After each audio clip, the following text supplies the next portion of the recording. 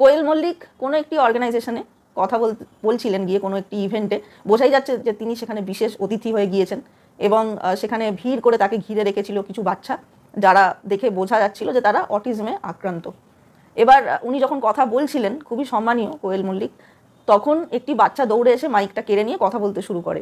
দেখবেন আচমকা কিছু হলে, সেটা ভুল হোক বা ঠিক হোক, ভালো হোক বা খারাপ হোক, আচমকা যখন কিছু ঘটে সেটা কি হলো সেটা বুঝতেও আমাদের 1 থেকে 1.5 সেকেন্ড সময় লাগে রেজিস্টার হতে, যেটা কি হলো। ওই 1-1.5 সেকেন্ডে দেখবেন আমাদের মুখভঙ্গি পাল্টে, যে আমরা আঁতকে উঠি, অনেক কিছু হয়।